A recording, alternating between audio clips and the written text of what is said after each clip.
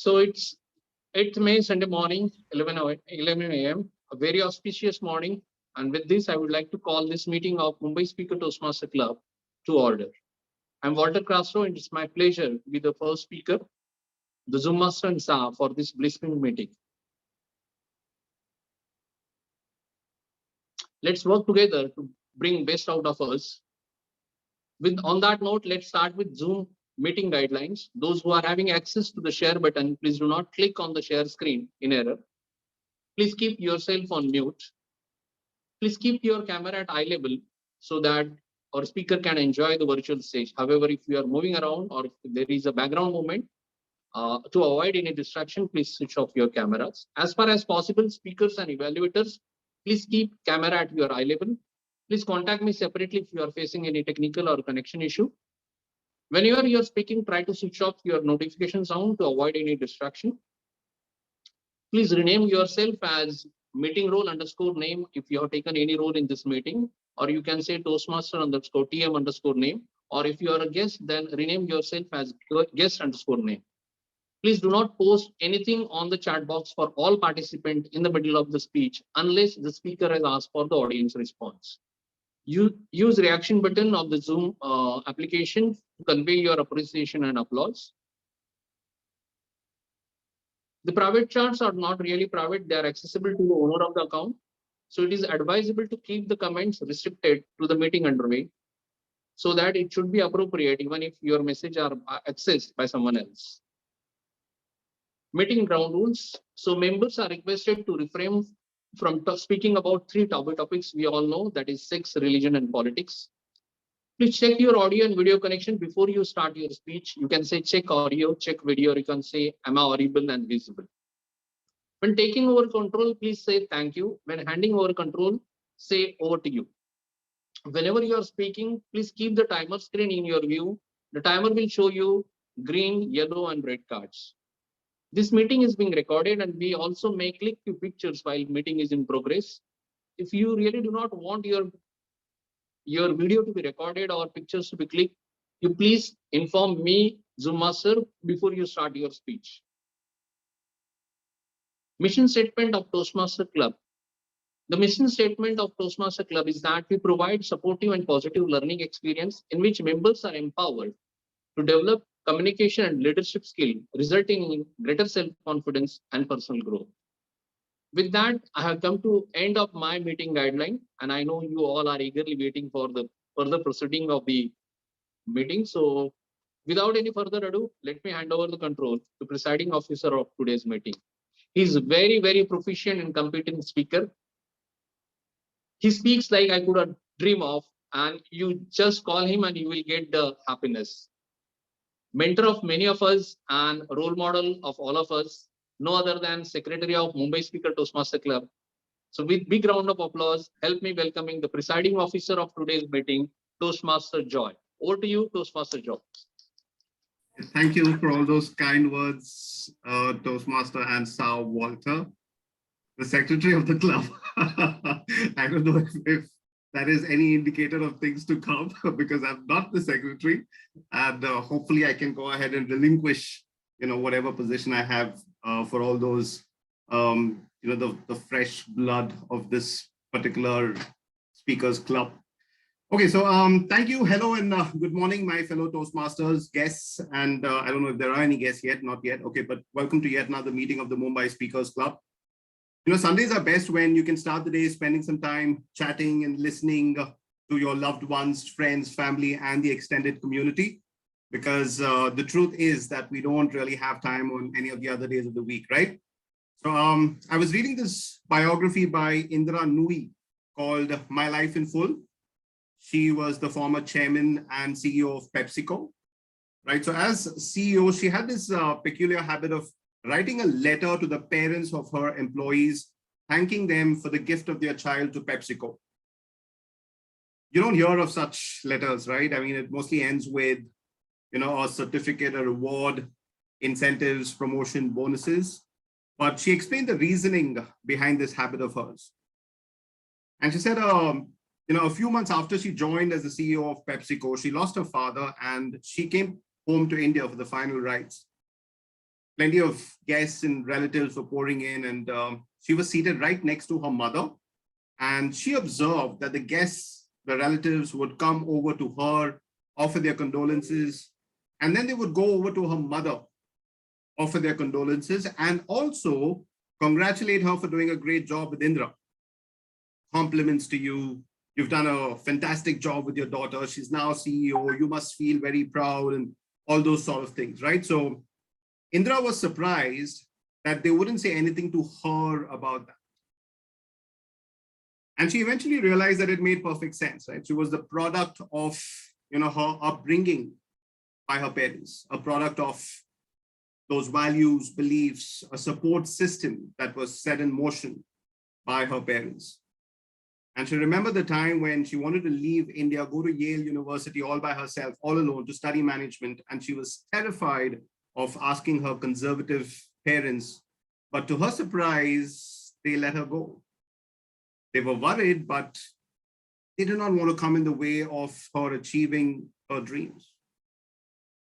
So I guess by now you know why I'm sharing this today. So it happens to be Mother's Day. And so to all the mothers in the group, a very happy Mother's Day. And to everybody else, all of you sons and daughters, today is the day to go out and show some gratitude for the wonderful upbringing, for the wonderful support system that has been provided by your parents, especially mothers. Okay, and with that, I would like to go ahead and check if there are any guests. Any guests? I see one, Tanisha. Good morning, Tanisha. Would you like to speak with us today? Hi, good morning. Hello, good morning, Tanisha. So very quickly, if you could tell us, how did you come to learn about us, the Mumbai Speakers Club, and Sure. anything else about yourself, please? Sure. I actually came to know about this club from a friend.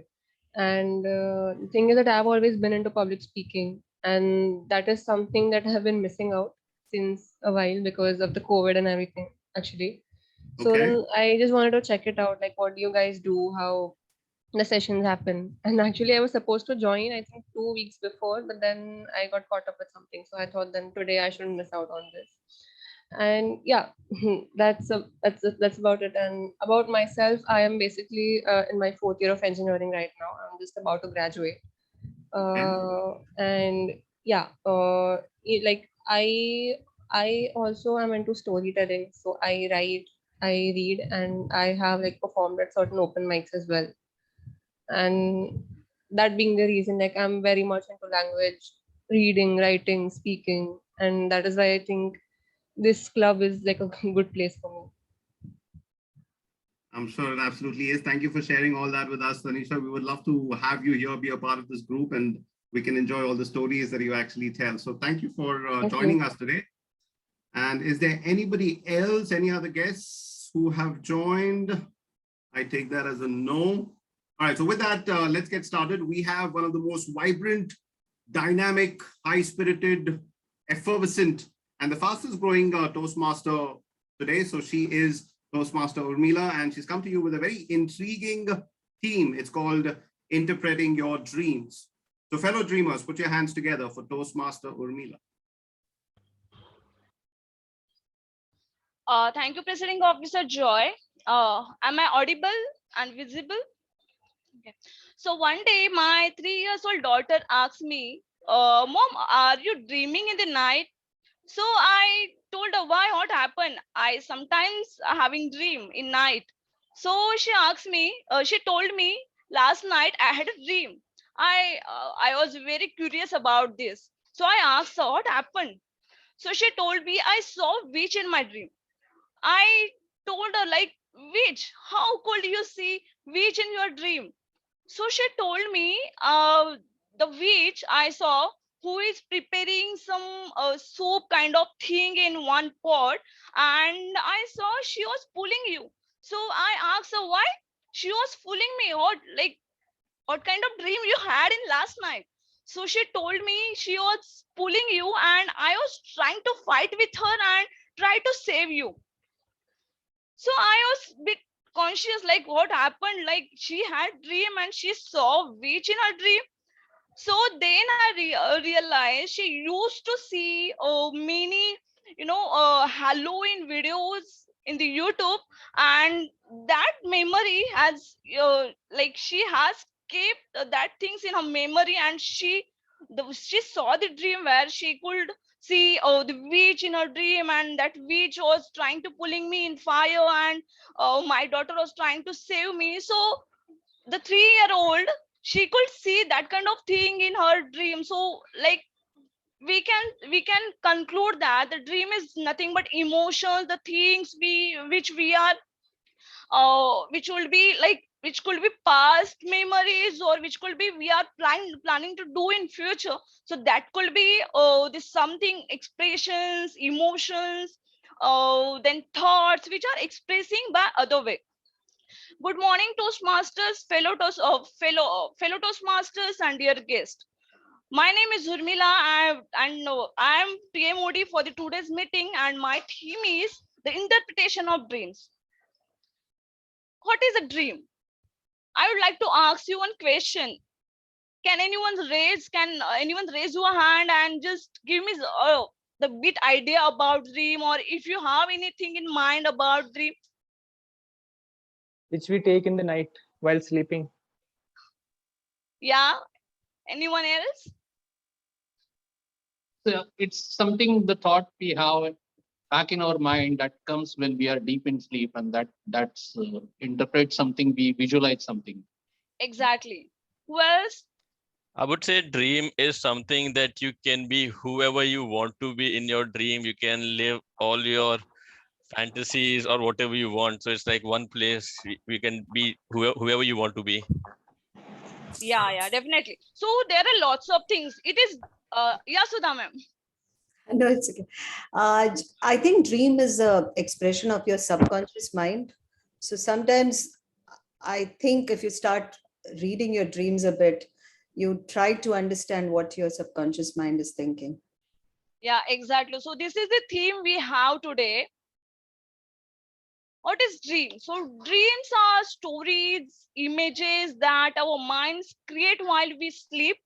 They can be entertaining, fun, romantic, disturbing, frightening, and sometimes bizarre. So the sequence of images, ideas, emotions, and sensations that occur involuntarily in the mind during certain stages of sleep. So dream guide, like there are types of dreams like daydream, then lucid dreams, nightmares, recurring dreams, epic dreams, and every age group are having different kind of dreams. Like if I could say nightmare, so many people are having nightmare, but these kind of dreams coming into mainly childhood, the children who are who are having this kind of dreams, nightmare, they usually feeling into the in night, then they are having some fear. They are just that kind of some language we can see. They are trying to talk with someone in dream. So there are lots of dreams. So let me share my PPT.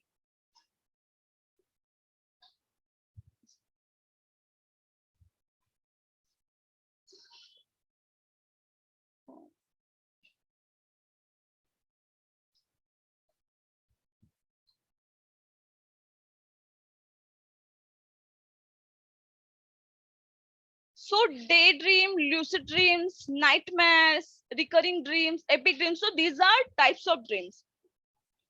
Daydream, it's when like you are half awake, and it is the imagining or remembering the images or experiences in the past or future.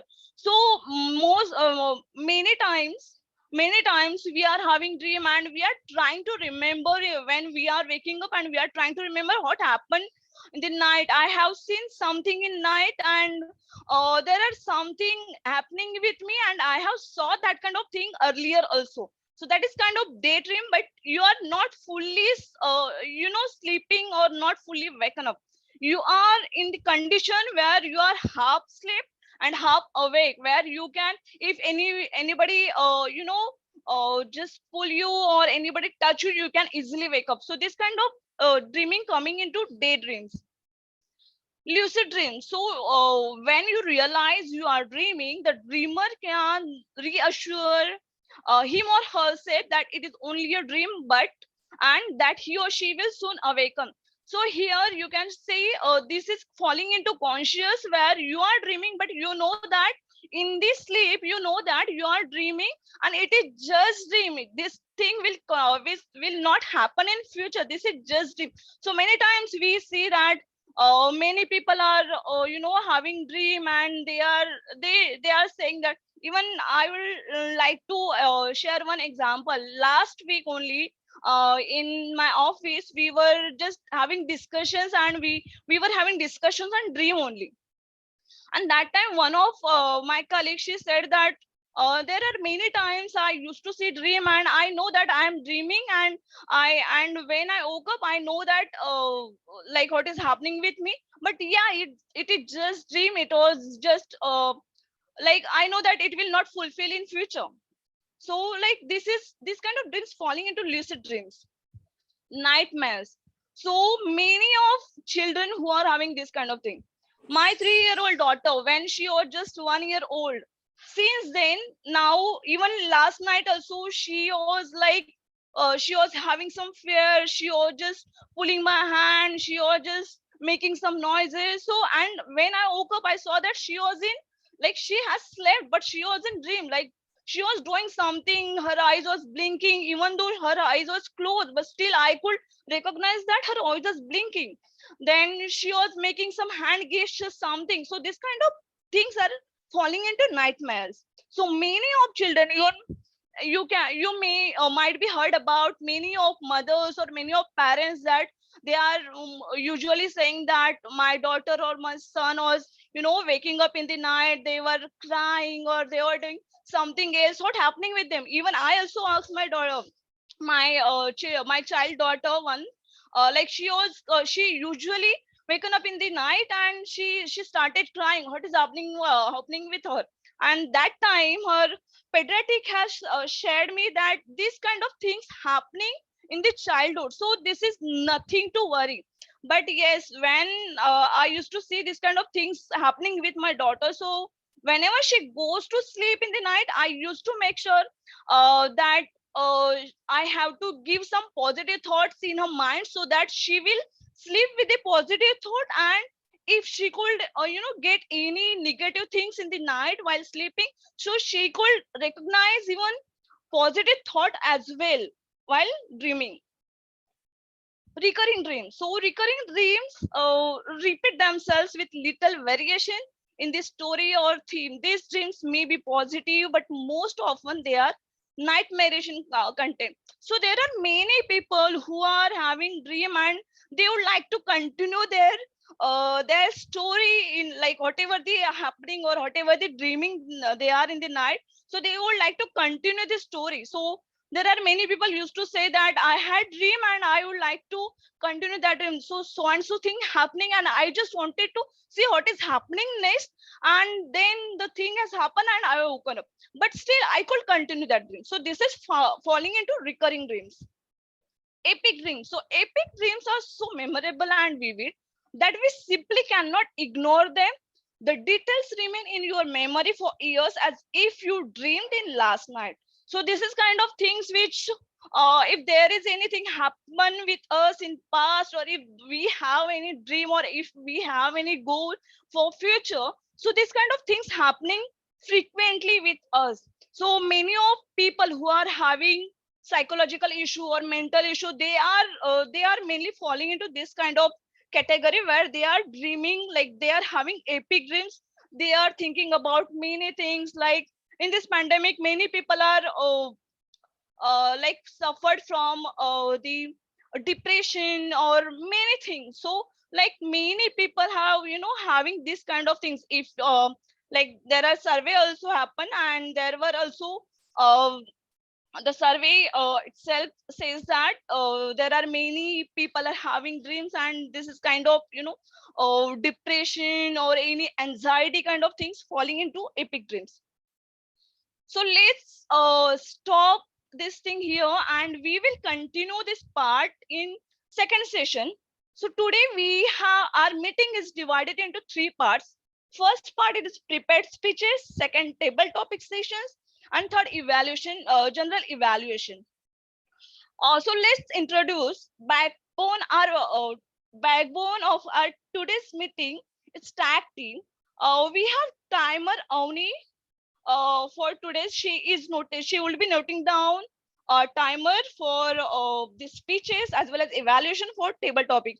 Let me welcome timer Avni for this, for giving the timeline for timer. Thank you, TMoD Urmila. Good morning, everyone. I am Avni, and today I will be playing the role of a timer. So, as the name suggests, my responsibility is to not just note down the time of the speakers so that they are able to convey their thoughts in allocated time limits, but also give an indication to the speakers and the audience of at which stage of time we are at. To do this, I have three colors. We will be using a color-coded sort of indication for this. I'm going to share my screen and just show the color. Sorry, is my screen visible? Yes. Thank you. Green color shows that a speaker has reached the minimum or qualifying time for the speech. Yellow color shows that you have reached the target time for your speech, and red color indicates the maximum time, or in a way, deadline for your speech. So I would be using these three cards as indicators as and when the speech is going on.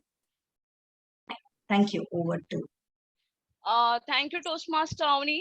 We have our counter for today's meeting, Toastmaster Parimal. Let's welcome Toastmaster Parimal for guidelines, for our counter guidelines. Good morning, Toastmaster of the day, and good morning, fellow Toastmasters and guests. My name is Parimal Patel. My role as the counter is to count the number of unnecessary sounds or repetitive words you may use when you are speaking on stage. I will be observing and taking note of words such as like, such type of filler words. These are filler words that affect the speeches. So if effectiveness of the speeches. So I will report this type of filler words, and I will present this my report when TMoD will call me. Okay, back to you, madam. Thank you, Toastmaster Parimal. We have grammarian for today's meeting, Toastmaster Rushikesh. Let's welcome Toastmaster Rushikesh for his guideline for grammarian. Thank you, Toastmaster Urmila. So, as a grammarian, it is my responsibility to pay close attention to the speaker and make a note of their good usage and not so good usage of the English language. Also, it is my responsibility to introduce the word of the day. So, the word of the day today is iota, meaning an extremely small. The word got its origin from the Greek letter, the ninth alphabet of the Greek letter. Quoting an example, looking at the present IPL rankings table, I don't have an iota of doubt that the current Mumbai Indians team will make it to the top of the IPL finals session. Before proceeding further, I would like to have a round robin session wherein some of the participants can come forward and display as to how beautifully they can frame a sentence using the word iota. Yes, anyone?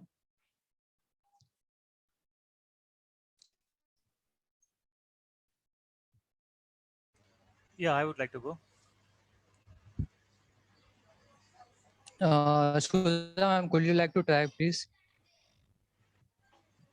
Hello, am I audible? Yes, you can proceed. Yeah. Are you telling me or Sudha? Yes, yes, yes. Okay,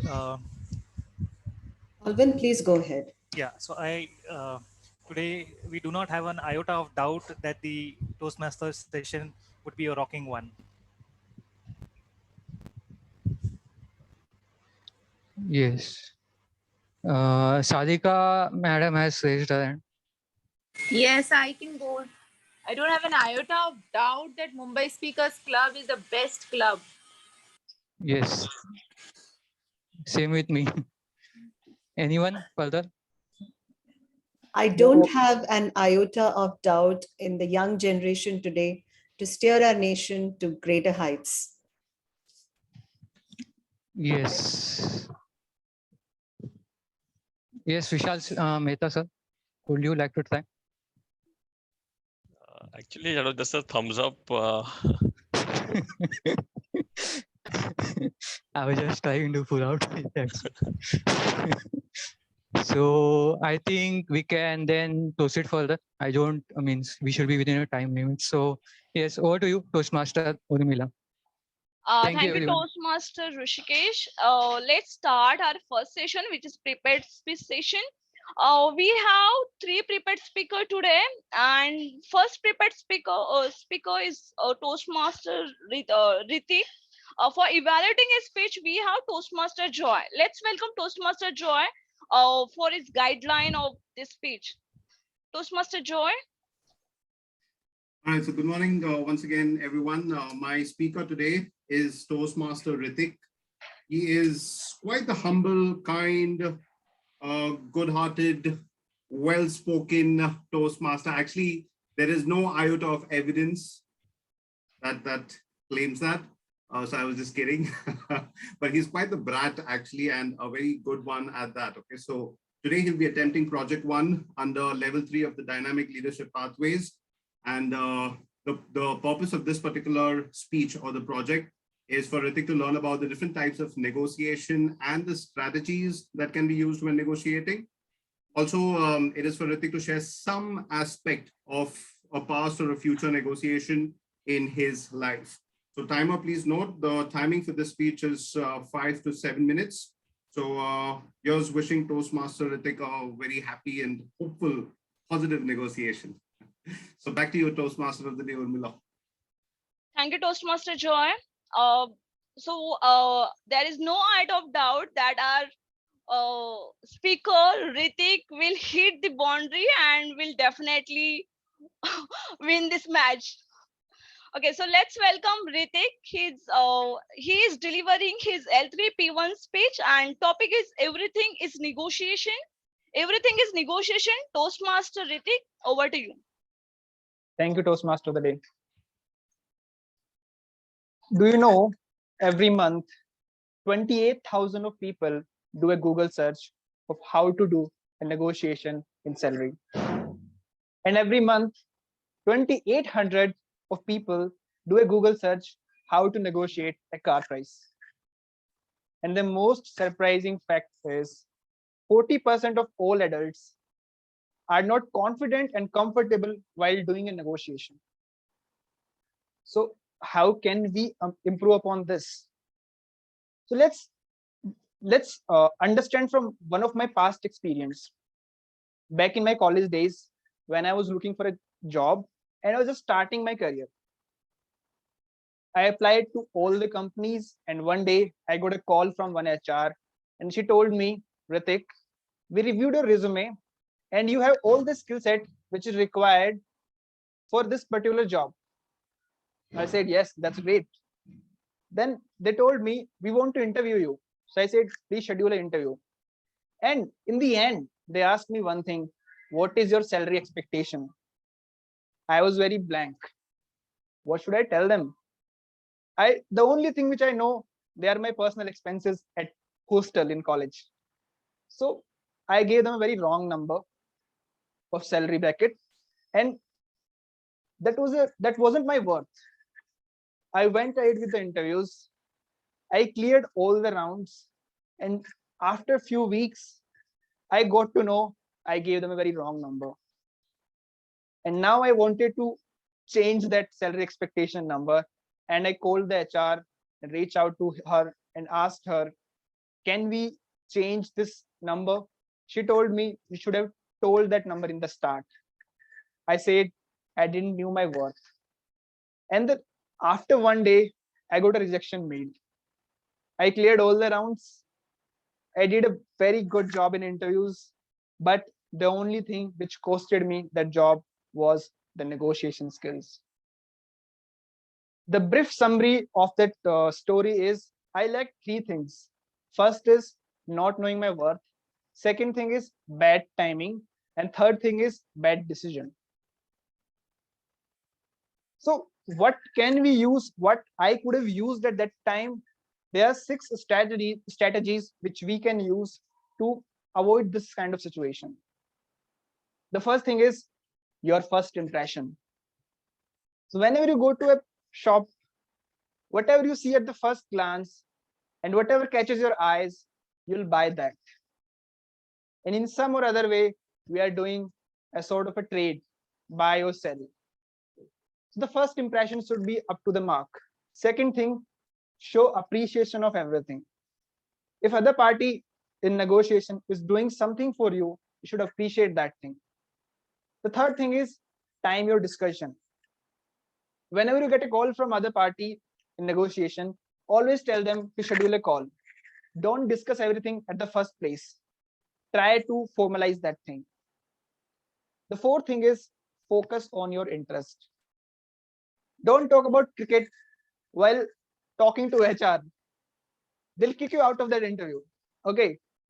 And the fifth thing is use I statements. By meaning of I statements, show them your worth. What you are capable of that, capable of. And the sixth is stay open-minded.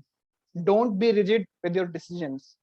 Always accept others' perspective as well. So these are the 6 things. Your first impression, show appreciation, time your discussion, focus on interest, use I statements, and always be open-minded. Okay, so you used all these 6 strategies, and what are the possible outcomes of those strategies? Both the parties are winning, win-win situation. One party is winning, another party is losing, win-lose. Third is lose-lose situation, both the parties are losing in the negotiation.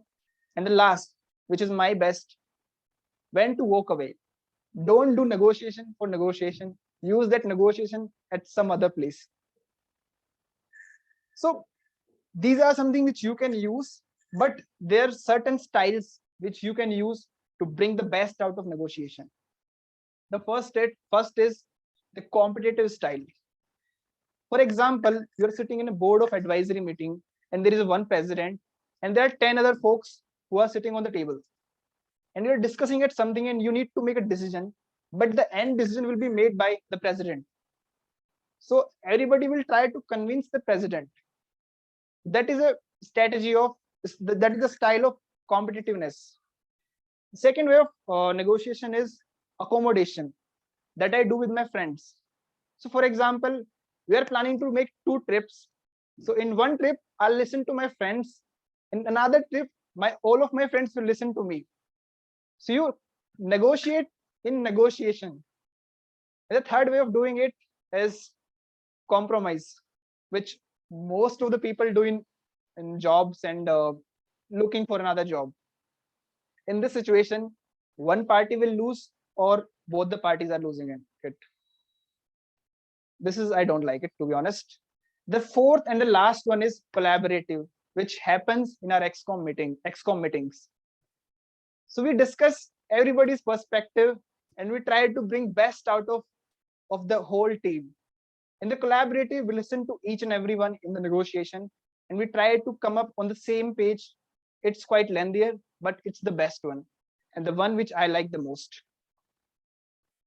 So everything is negotiation. Everything is a little bit of giving or take. The mistakes which I made of not having a negotiation skill, you shouldn't do that. Over to you, Toastmaster of the day, Urmila. Thank you, Toastmaster Ritik. It was indeed a good speech, and I think you have attended second time the same thing. It was really nice, and now today you are so confident compared to earlier. Good, all the best. We have second speaker, Toastmaster Misha, who is going to deliver L1 P2 speech. Her topic is helping self with self-help. For evaluating her speech, we have Toastmaster Sudha to evaluate speech and give the guidelines. Let's welcome Toastmaster Sudha. Thank you so much, Toastmaster of the Day. Yes, today my wonderful, charismatic speaker, a very rare sight in our meetings, but we always love to hear her, is joined us today. And she's attempting her L1, L1P2 speech. It is a speech where she would be presenting a well-organized, well-supported speech on any topic.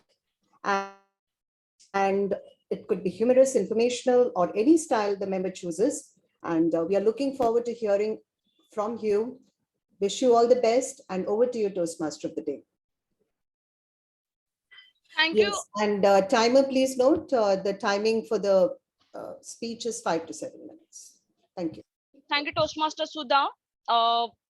Today, second speaker, Toastmaster Misha. Her topic is helping self with self-help. Over to you, Toastmaster Misha. Am I audible? Am I visible? Yes, you are. Motivation is what gets you started. Habit is what keeps you going. Good morning, everyone. My name is Misha D'Souza, and today I'm here to talk about habits.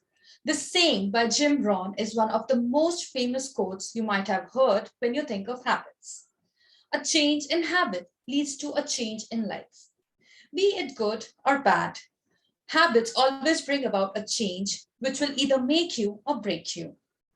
When I decided to give my L1P2 speech, I was completely clueless about what should I speak about.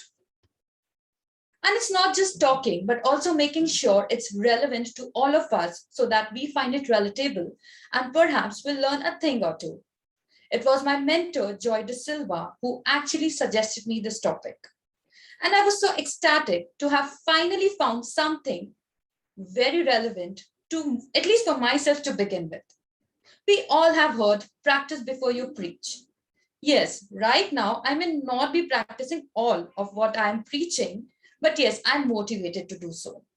I have taken reference from the book called 7 Habits of Highly Effective People.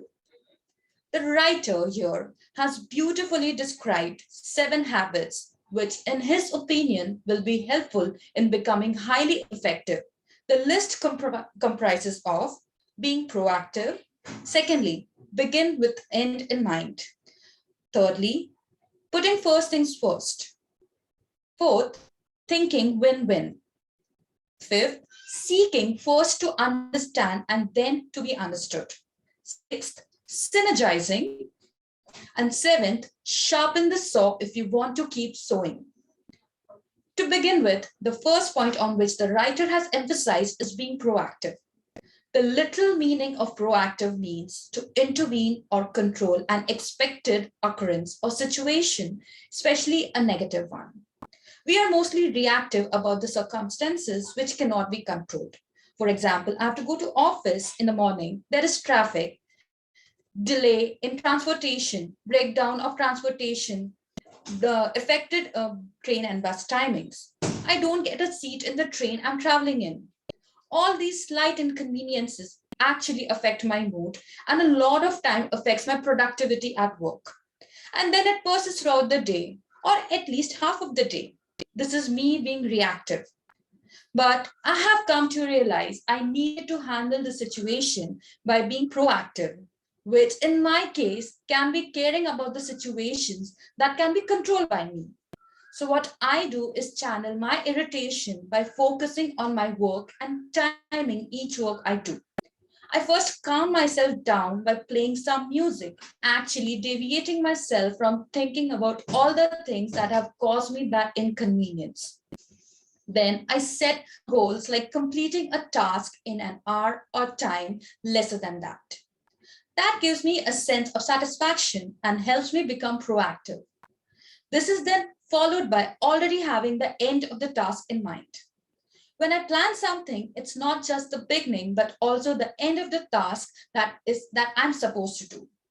It is imperative to not just know how something is going to start, but go forward, but also how it is supposed to end. When you take an action, you actually do it twice. The first time is when you imagine doing it, and the second is again when you actually do it in real life. The message here is that if you visualize an action and its desired consequences first, you are more likely to have success. This is the difference between being effective and between being efficient. There's no point in getting a lot of tasks done in a short amount of time if the end outcome isn't what you really wanted. The next point I will be talking about is prioritizing. We are all actually aware of this point, but I would still like to talk about it a little bit more. It's always easier said than done. But yes, in the recent times, I have started doing it.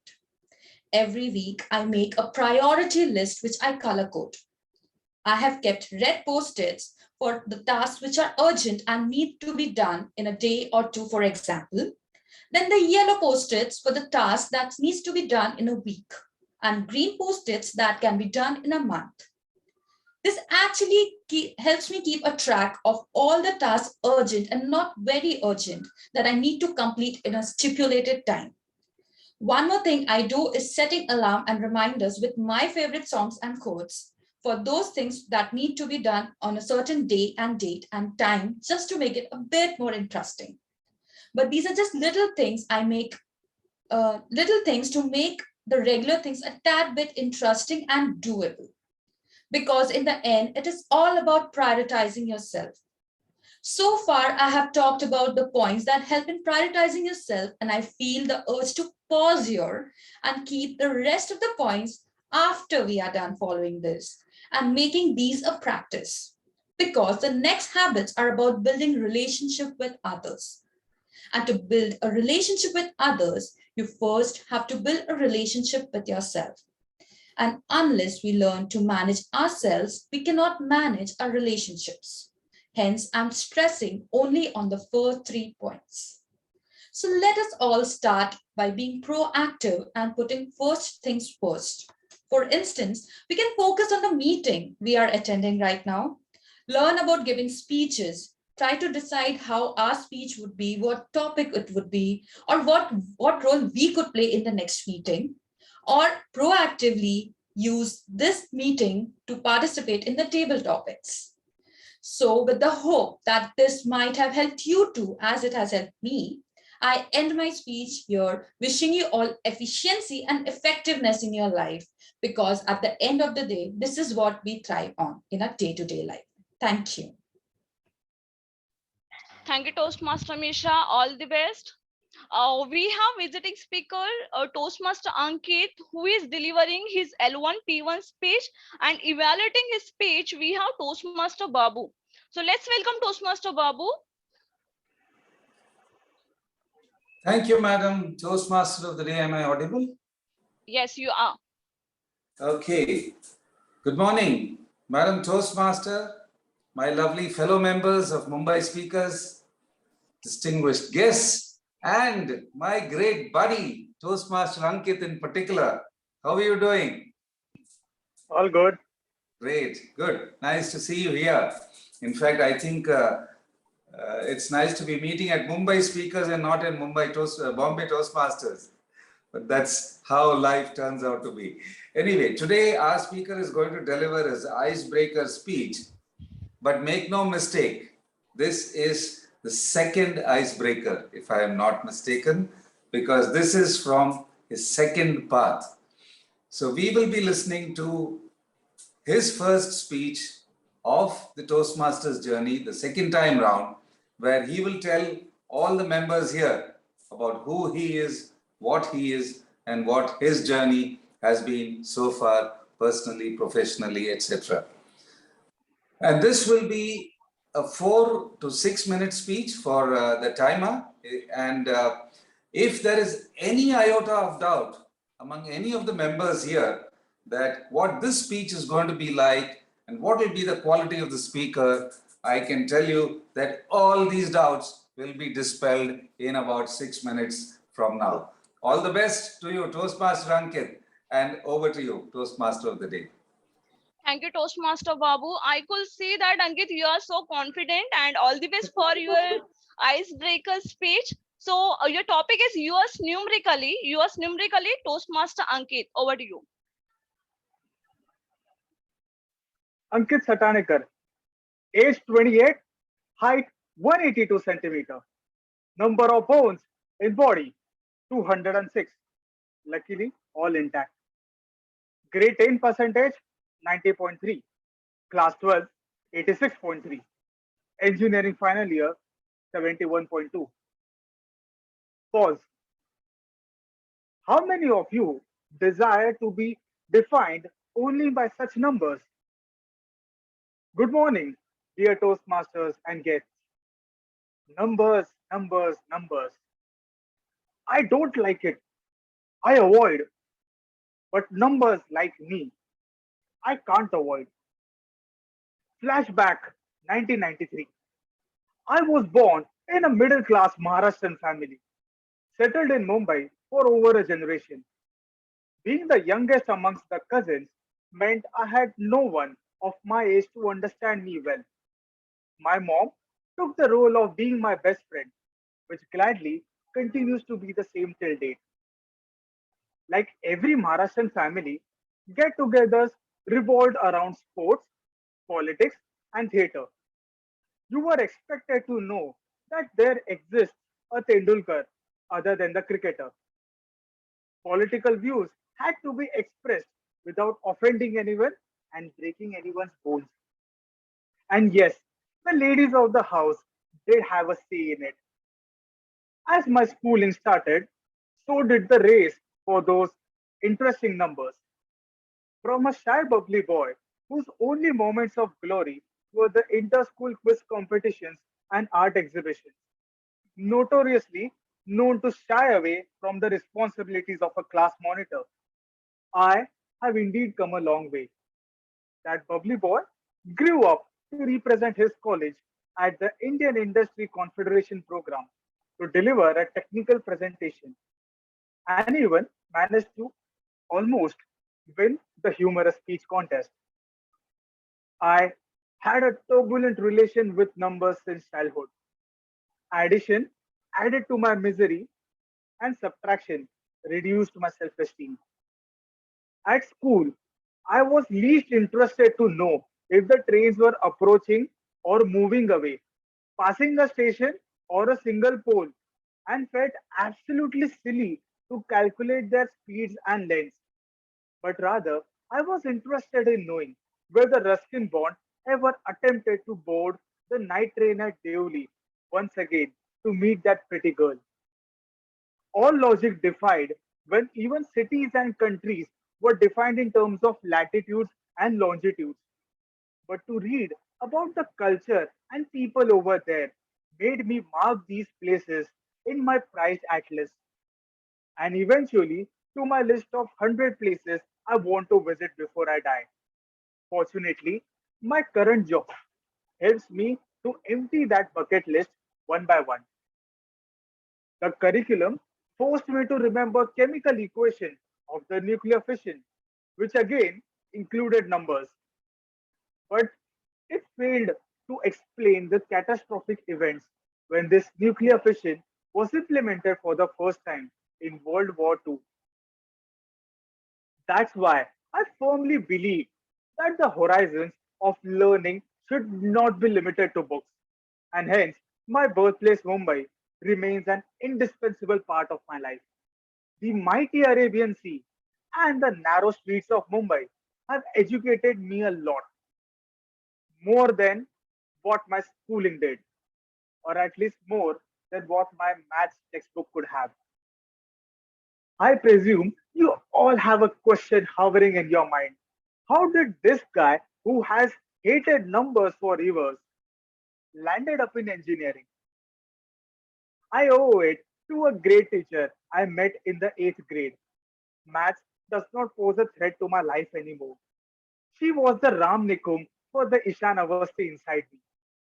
My grade 10 report does boast a 145 on 150 in maths, but as I said, numbers don't reflect the struggle I have had.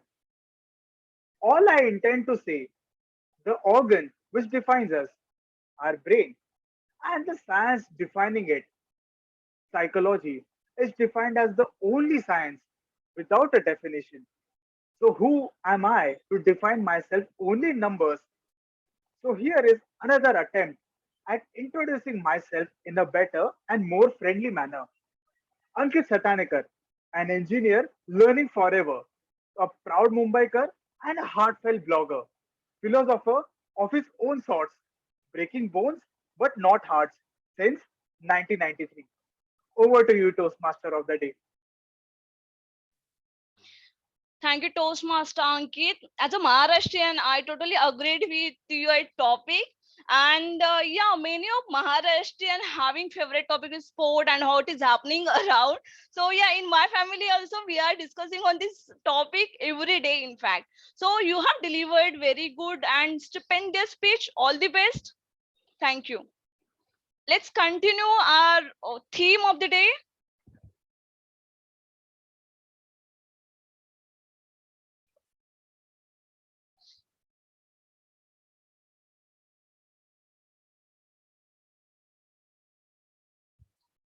Okay, so polling has done. Let's continue with our theme of the day. So till now we learned about dream and what types of dreams we are having in the night. Now the interpretation of dream. It is nothing but a dream analysis is a therapeutic technique best known for its use in psychoanalysis. The interpretation of dreams was a book written by the famous psychoanalyst Sigmund Freud and published in 1899.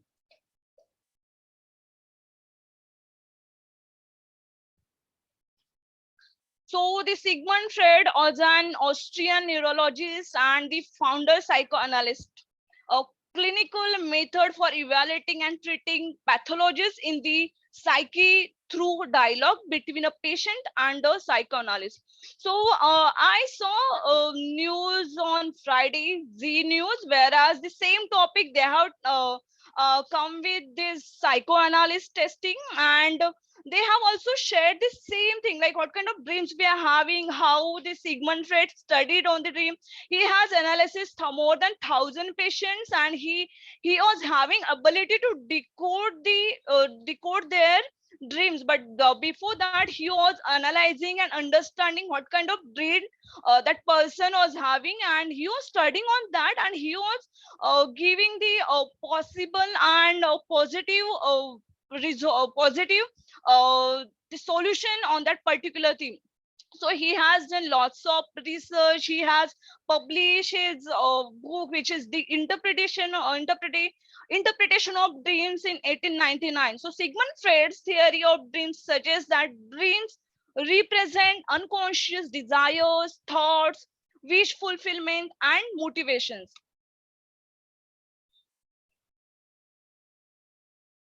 We will stop here and we will conclude this part in next chapter.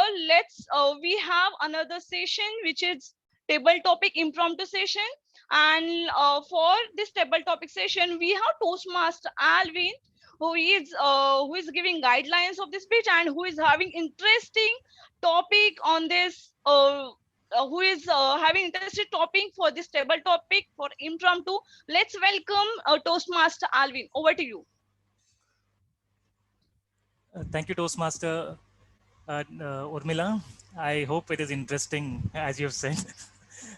Good morning, fellow Toastmasters and dear guests.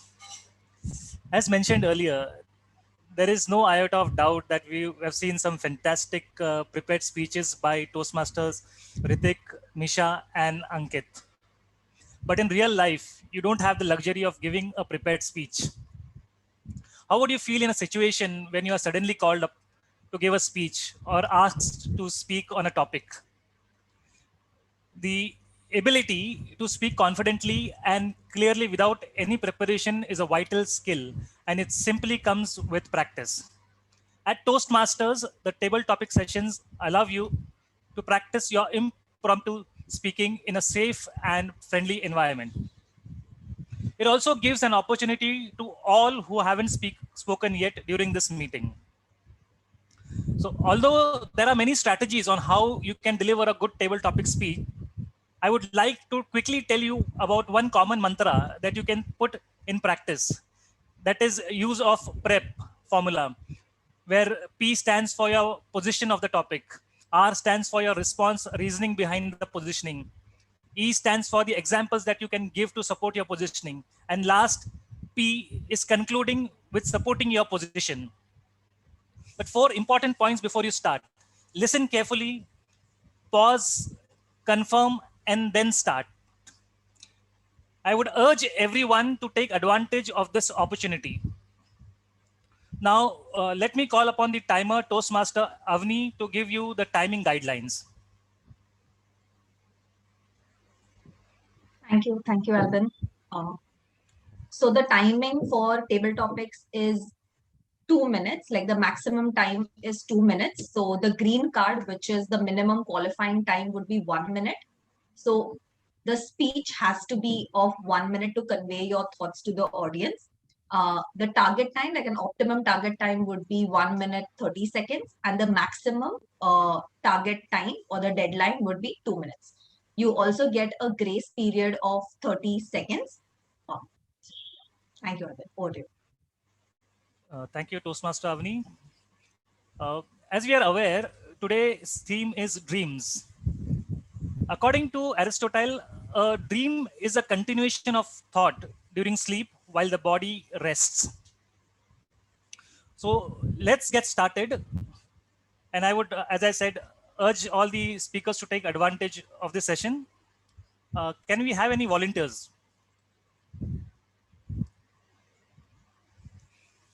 Or should I pick up?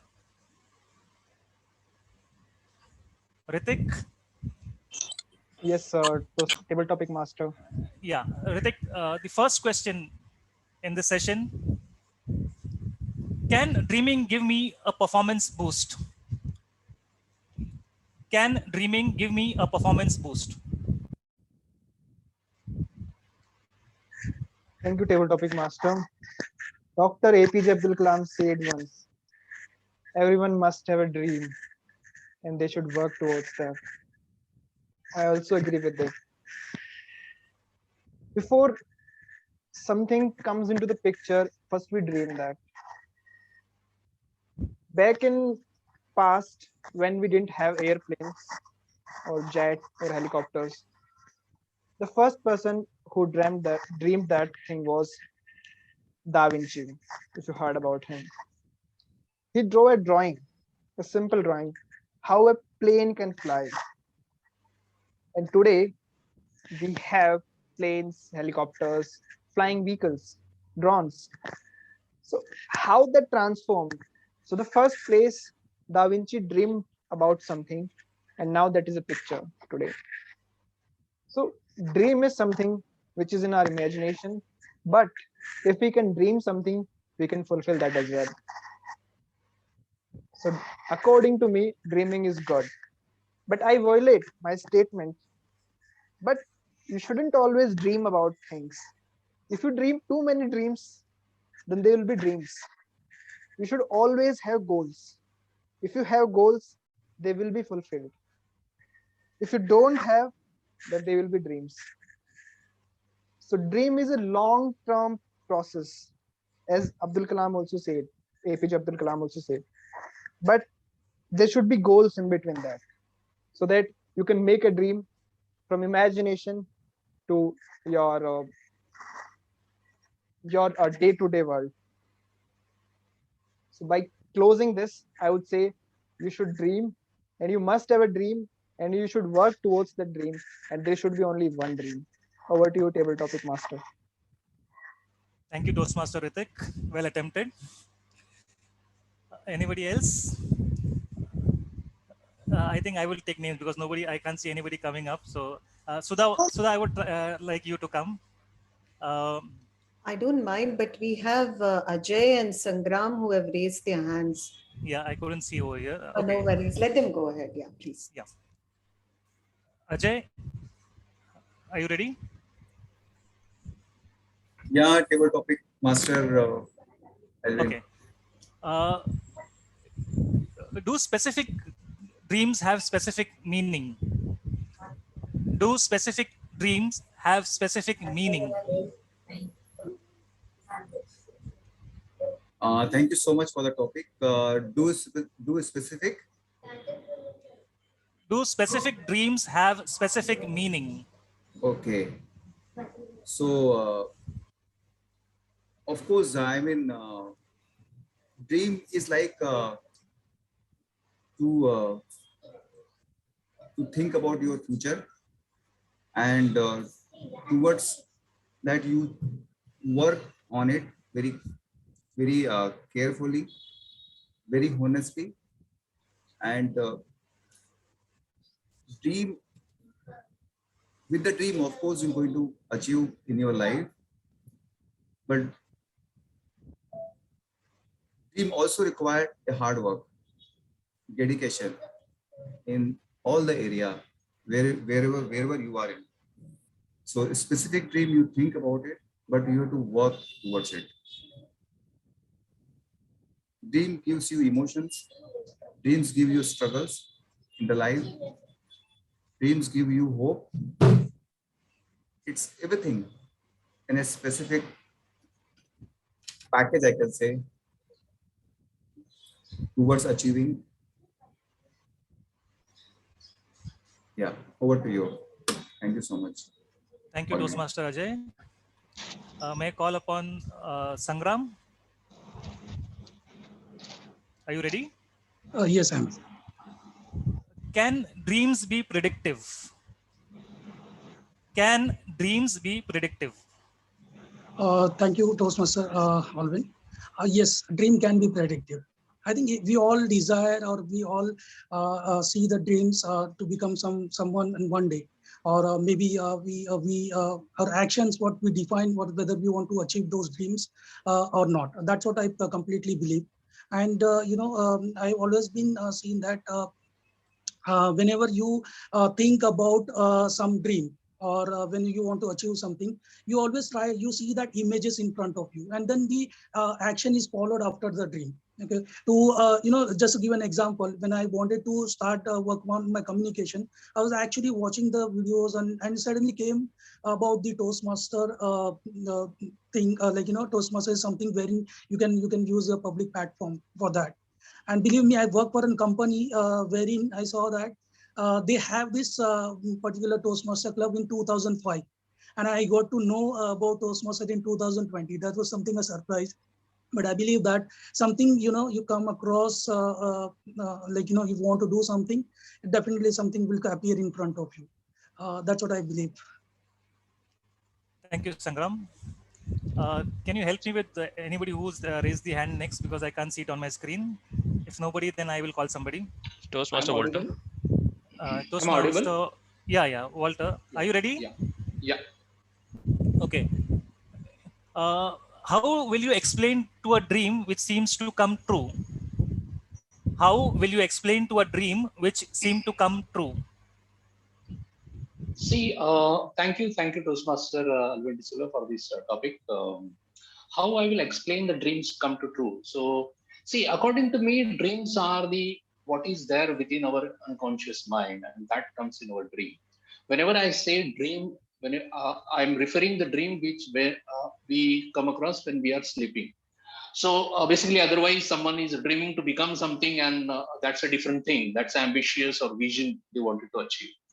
So these dreams, what we come across when we are sleeping and all, according to me, there are certain dreams. Yes, we can, as Toastmaster Urmila was also referring, certain things what we have seen in cartoon movies or whatever we have seen in actual real life, there within us in our unconscious mind, and that comes whenever you are in deep sleep. That is the one thing.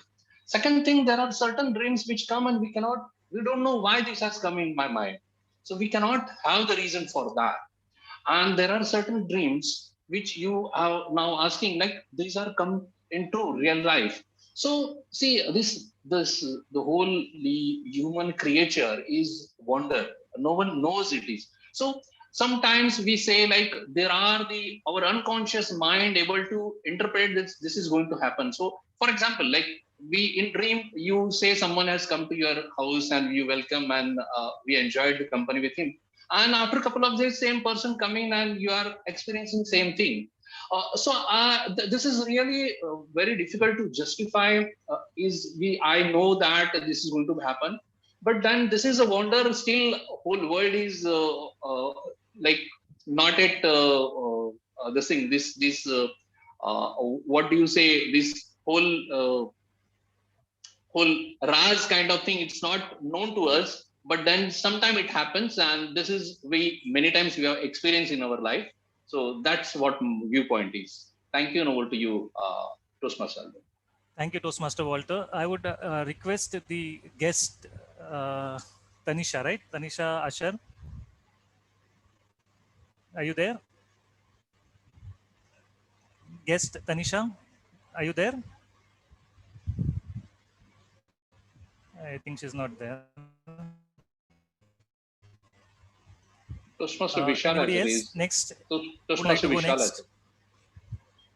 Toastmaster Request you to help Vishal. me because I can't.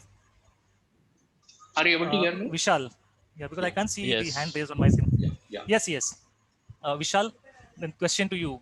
How do you react when you suddenly wake up after a sweet but incomplete dream? How do you react when you suddenly wake up after a sweet but incomplete dream? Thank you, Table Topic Master Alvin. How do you wake up to a dream when it's incomplete? So yes, definitely.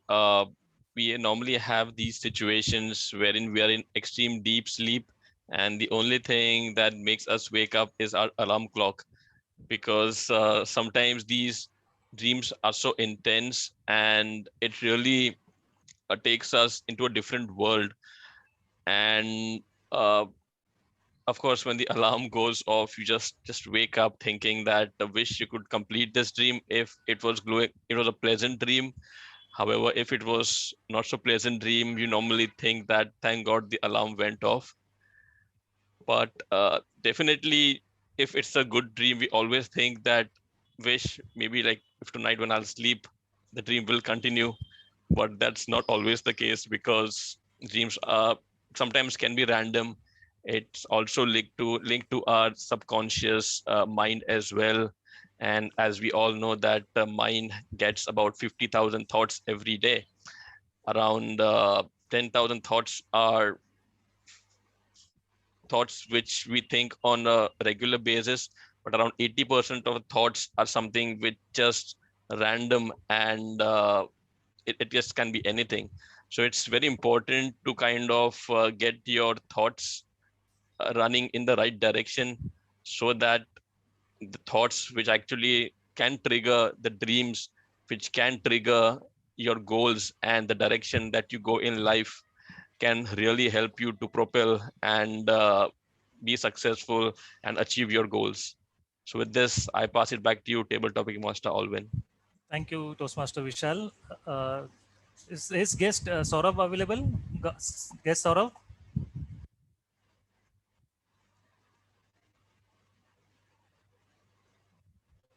Saurabh, are you there?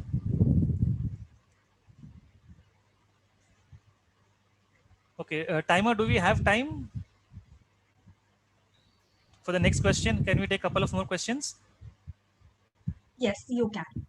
You can Okay. take one.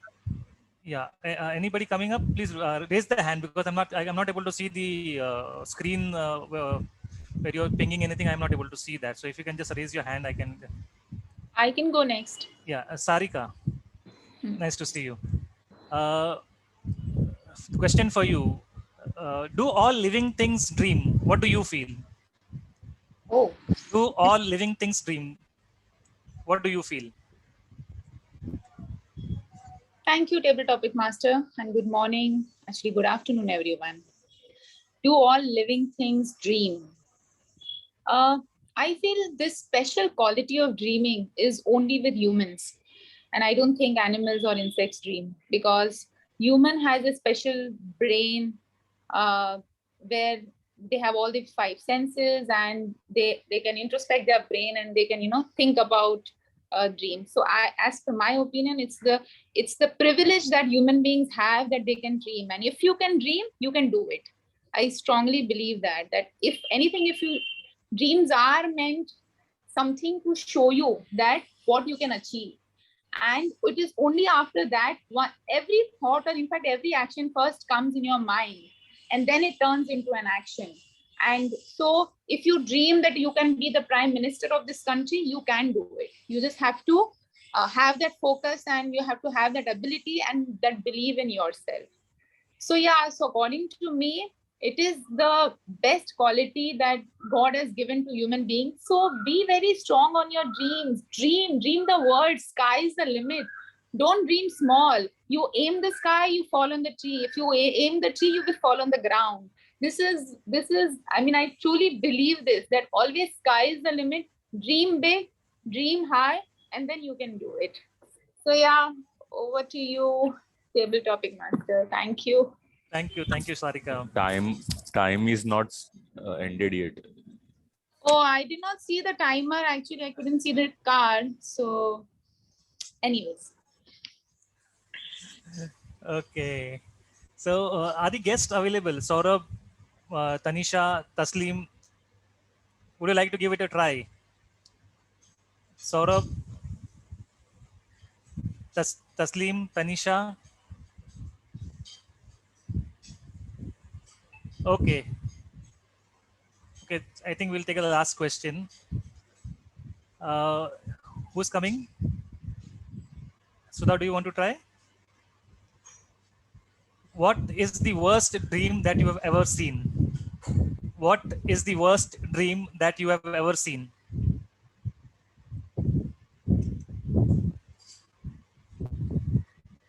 Good afternoon, fellow Toastmasters, guests, and in particular, the Table Topics Master. Actually, for me, dreams have not been so bad. Dreams have either been, if they have been nightmares, they have actually disappeared from my memory when I get up for some reason. I probably get up with the feeling that I've had a bad dream, but I don't remember too much of it. That's something which I've been asking my family as well. Why do I not remember my dreams so vividly? So they tell me that if it's a bad dream and you don't remember, so it's good for you. Why do you want to waste your energy thinking about it? But I remember vaguely one situation which was which probably woke me up right in the middle of the night, which was quite what do you say, philosophical or spiritual, I don't know what. So it was in Dubai, and that night I had a kind of argument with my husband. So I was sleeping in the other room for some reason. So, and it was a time when my mother was in the hospital. She was not keeping too well. And it was at around 4 o'clock where I actually felt her so close to me in my dream, that I was feeling her physical touch in some manner.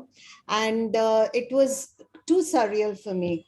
And I woke up in the morning feeling that, okay, I hope she's fine. You know, she's not suffering or there's no emergency. And I went back to sleep in my own bedroom because I did get a little worried and scared. So I went back to my own room. And in the morning when I woke up, you won't believe it, I lost my mom. So there was a little bit of that connection to the universe in terms of trying to give me some message, which was like, okay, my mom probably traversed the oceans to just tell me a goodbye. Maybe, I don't know, in some manner. And yes, the rest of it is history, and the way I dealt with it and all that is a different episode altogether. But yes, I think the dream was a kind of a message for me. I don't know if it was a dream or if it was reality sometimes. You know, there was very little difference or line between the both, because she was there actually physically, or it was a dream. I don't know. But yes, that was one of the things I will never be able to forget. Thank you. Over to you, Table Topics Master. Thank you, Sudha. Indeed, sad type of dream. Uh, Although I said it was the last question, but I would like Joy to come, because without him saying, his saying would give a learning to many people who are here. So, Joy, are you there? Yeah. So Yeah, I don't know. I I'm don't here. have much questions left, but I had many questions. I don't know the question which I should put to you. But yeah, are you ready? Yeah, I'm here. I'm here. Yeah. So have you ever woken up and believed you're still in your dream? Have you ever woken up and believed you're still in your dream? All the time. So I'm kind of living my dream at the moment. You know, there was a time when I used to have a lot of goals, and I used to be the kind who always running after their goals, right? But that was the kind of life that was pretty different from what I really wanted. You kind of bend to what the society wants you to go ahead and do, and that is what we do initially in our life. And then you come to a point in life where you really discover what is it that you truly want. And that is what happened. So a few years ago, when I realized this is not really making me happy, and happiness is what everybody wants, right? So I kind of gave up everything that I was doing. I stopped bending to what the society wants me to do, and I started really listening to what I wanted for myself. And that was to be happy, and that's what pretty much what everybody else wants. So yes, as far as waking up and still believing that it's a dream, it is a dream, because I am now, doing what I like pretty much most of the time, and not what everybody else wants me to do. And I hope to go ahead and continue living my dream as long as I continue to live. So yeah, so thank you for that question. It was a beautiful question. And thank you for reminding me how grateful my life is. Thank you, and back to you, Toastmaster Albert. Thank you, Joy. And I want to make a point, like without the experience sharing the experience, this session does not look complete. So thank you, Sudha, and thank you, Joy. Although others also give it their best, but the sharing the experience makes a difference. May I call upon the timer Toastmaster Avni to give us the timing report. Thank you, Toastmaster, Table Toastmaster. So the timer, Ritik, we started with Ritik, who took 1 minute 56 seconds. Ajay, who took 1 minute 17 seconds. Sangram took 1 minute 12 seconds. Walter took 2 minutes 6 seconds. Vishal took 1 minute 54 seconds. Sarika took 1 minute 36 seconds. Sudha took 2 minutes 40 seconds. And Joy took 1 minute 20 seconds. So all of them are qualified because there was a 30-second grace period as well. Just a bit confusion. Whether Sudha ma'am is 10 seconds exceeding, so it's 2 minutes 40 seconds. So would it be considered as qualifying or no, right? No, I'm not qualified, yeah. So except Sudha ma'am, everyone else has. What about Sarika? Sarika was also not on. 1 minute 36 seconds. Okay. So she's qualified. Good. Yeah. Okay. Thank you, Toastmaster Avni, for that timing report. I would request everyone to vote for this session. It's come up on the screen.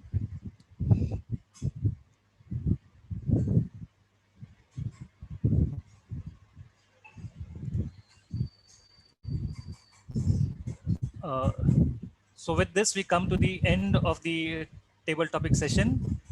I hand this back over to the table, the Toastmaster of the day, Urmila. Back to you. Thank you, Toastmaster Alvin. The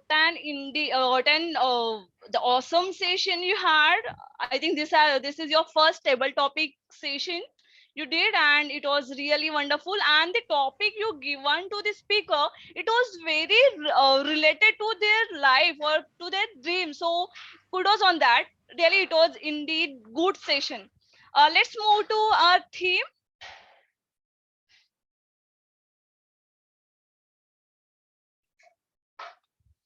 So, Sigmund Freud, he has analyzed his patients' dreams on 3 stages. So the first stage of our mind. So the stages of our mind, and the first is conscious, second is subconscious, and third is unconscious. So in conscious level, we usually think, or we do have thoughts. We are clear on our thoughts. Then perception. The second, subconscious level, where memory is stored knowledge, like whatever memory we have, and our like the knowledge or whatever emotions we have, which is stored in subconscious level. And the unconscious level, this is very deep kind of level where nobody can reach reach in personal life. Only our dream can reach in this level, which is unconscious level. So fears, violent motives, unacceptable sexual desires, irrational wishes, immoral urges, shameful experiences, selfish needs. So these kind of things are falling into unconscious level. So mainly conscious level express directly through thoughts. Subconscious level express memories.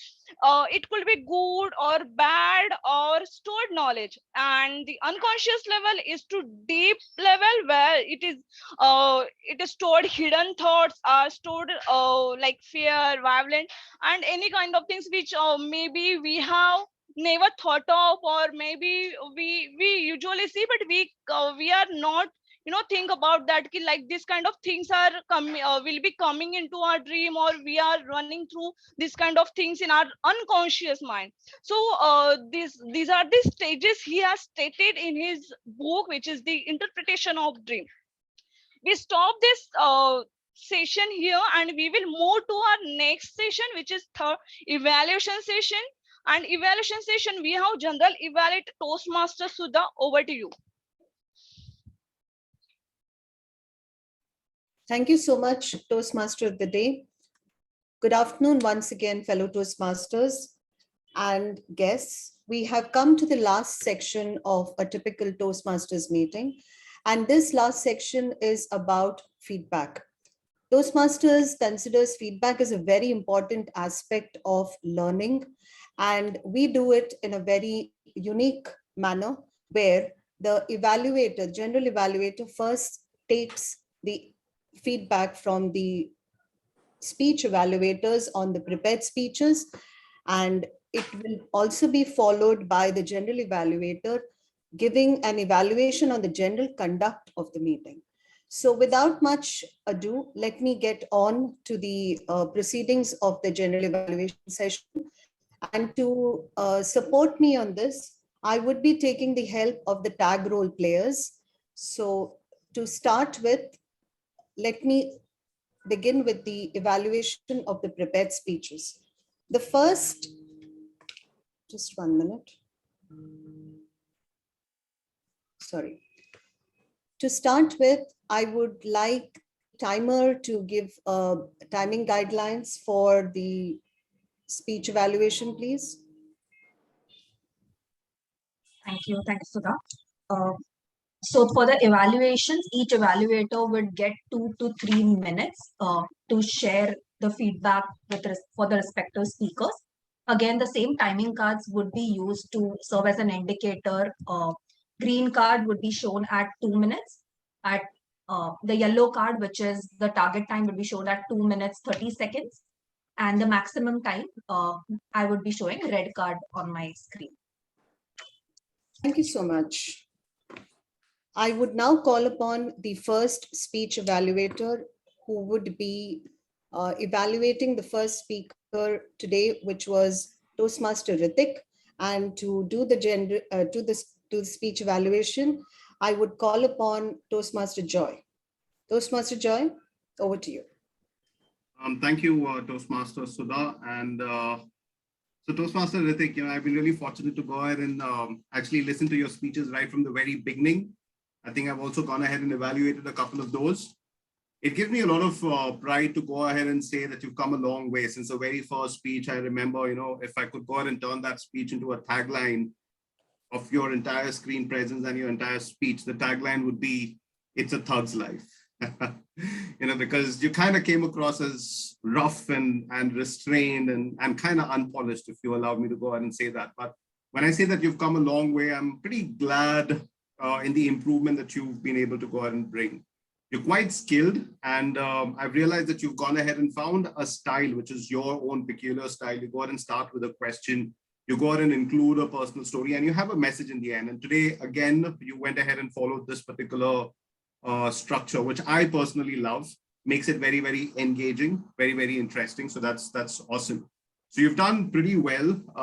You've gone ahead and changed, how you appear in front of the screen as well. So while you continue to stand, there was a time when you used to come all decked up. you've gotten rid of that tie and the suit, but that is okay. You know, personally, I also believe that you have to be able to go ahead and, you know, wow your audiences with your speech, and they can totally ignore the attire, you know, because some of the best speakers like Steve Jobs, right? He did not go up with a suit and a tie, right?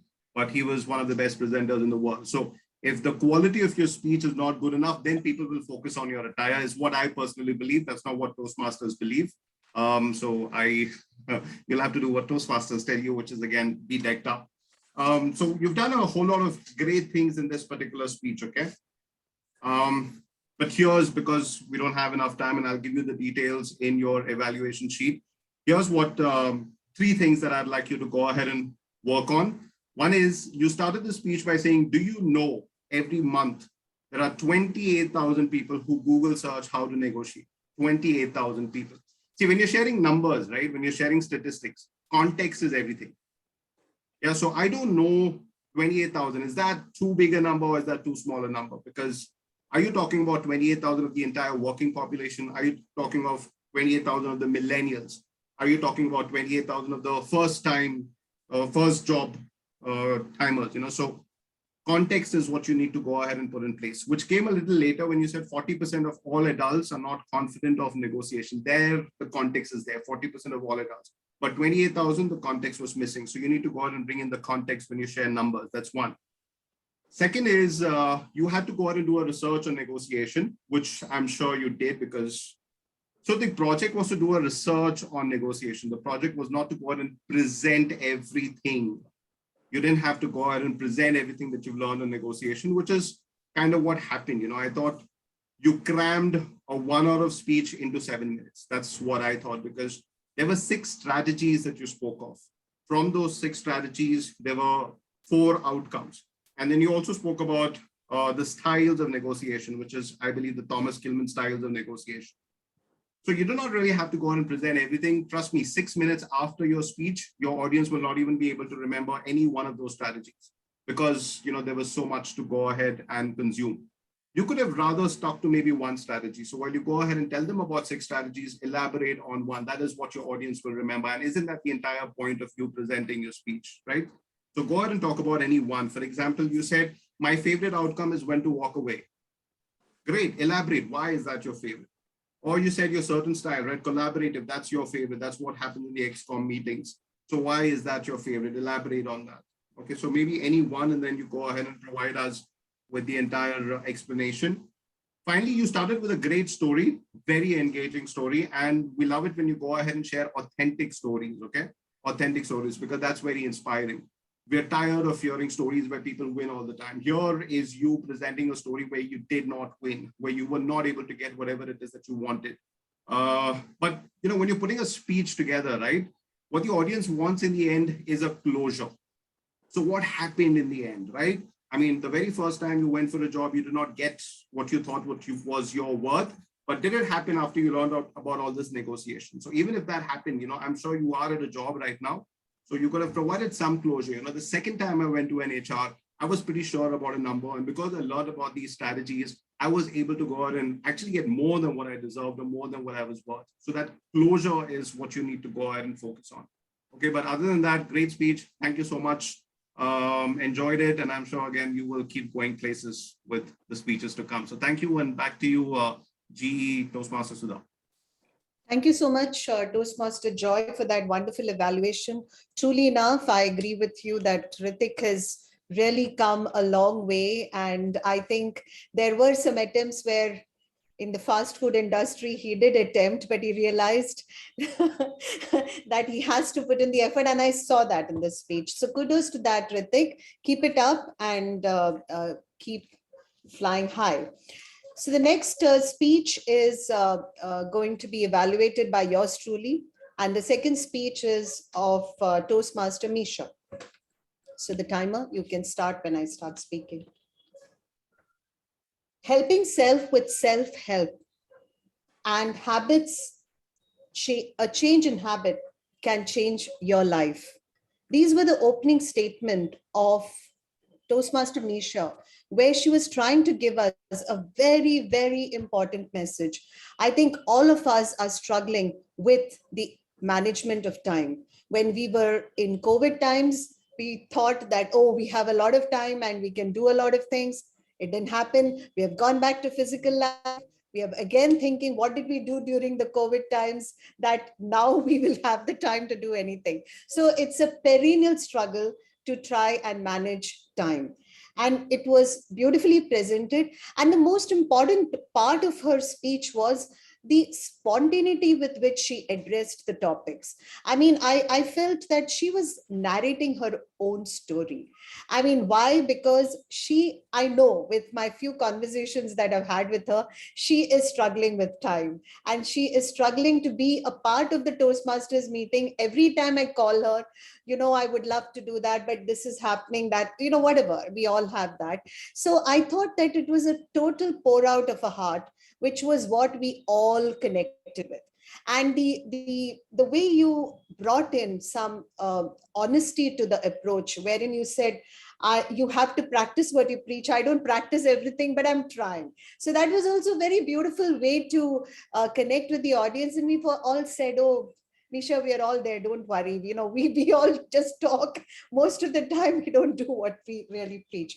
So kudos to that. The content of the speech was amazing. You also brought in Deepak Chopra's 7 effective habits. And you also talked about the fact that how you can be proactive with an end in mind. I really like that. And how to understand yourself before you can be understood. Sometimes you wonder whether these are really issues about so important when you're actually trying to achieve something. So basically, it's about starting the approach, starting the process from here rather than looking for outside. So the beautiful message, sharpen the saw. I like that as well. And obviously putting your colored chits, which kind of made you prioritize what is really important. So I felt it was overall a very good speech, and the objectives of this particular speech was only to bring up a message and a well-presented speech. And so kudos to that. You've done very well on it. There was a pause in between, whether I thought it was lack of time that you broke in between and you gave a feeling there's a sequel to your speech after that. So there was that little bit of mystery, which I didn't understand. You covered all the 6 points and you stopped in between. So I was wondering, and I'm sure the audience also wondered, is it because she didn't have time or was she prepared for this? So maybe you could have done it in a way that, you were prepared for giving only the 3, and then you would be probably giving the rest in the next speech. Other than that, it was a very well constructed speech, well delivered, and great connect to the audience. Kudos, and I really want to see you more often on the stage, Isha. Thank you. Over to you, General Evaluator. Okay, thank you. Now the third evaluation would be done by Toastmaster Babu, who's a very rare commodity now that we don't get to see in our meetings, but I keep pulling him up because I actually told him before he came in, I said, we have some heavyweights now in the meeting because, divisional director joins us for today's meeting. Usually when a divisional director comes, there's a big hullabaloo about this, Babu sir, but you are our home mentor, so we'll treat you like that always. So Babu sir will be evaluating the third speech, which is also given by a dear friend and also an old colleague, VP Education of Bombay Toastmasters. So over to you, Babu sir, to give the evaluation. Thank you, Madam General Evaluator, fellow Toastmasters, distinguished guests, and our dear speaker, Toastmaster Ankit. Yes, indeed, Madam General Evaluator, to echo your words, of late, I've been caught up in a few engagements. In fact, attending a Mumbai speaker session is becoming more like a dream, but definitely a dream which comes true every time I attend. So that's, for starters, I had mentioned at the beginning that we will have no iota of doubt about the speaker when he opens his mouth. And did he not at all disappoint us? Of course not. In fact, the speaker came across as a seasoned sculptor literally chiseling away at the huge block of ice that we had placed before him. And at the end of the day, he has delivered literally a structure of a speech, which for me stood out from through three basic elements. One is, of course, the engagement with the audience. He came up with an intriguing title, Yours Numerically. And when I thought that we are going to hear a speech from a number cruncher, a person who is an avid lover of mathematics, it turned out to be just the opposite. And how well he started with those statistics at the beginning, a very crisp form of statistics. And when I thought this is going to be a very boring speech with statistics, he said, well, I don't like numbers, but numbers like me. And that really brought me back to attention. And he went on to describe his entire life journey, starting with his life as a bubbly boy in a conservative Maharashtrian family, and how they would love food and politics, but with a touch of humor when he said that politics was discussed without offending anyone. So what I liked most about the speech today was that subtlety and the humor that was brought into this icebreaker, where it was not a boring flow where he said, I was this, I was that, I did this, I did that. But he brought in so many elements of interest in the speech, whether it was to do with his engineering story, or whether it was as a blogger or an avid reader. In fact, if you had listened very carefully, the fact that he was an avid reader was brought out when he said that I don't know whether Ruskin Bond finally boarded the train to meet his girlfriend. That was in a way of saying that I am an avid reader who reads Ruskin Bond. So I think if you really looked or read between the lines, he brought out a lot of those subtle touches, which I liked very much. And more than anything else, there was a message in an icebreaker where he said, the horizons of learning need not be limited to books. And he spoke about how even the Arabian Sea has taught him a lot. So I would say that this was an icebreaker delivered with a lot of style and panache to go with it.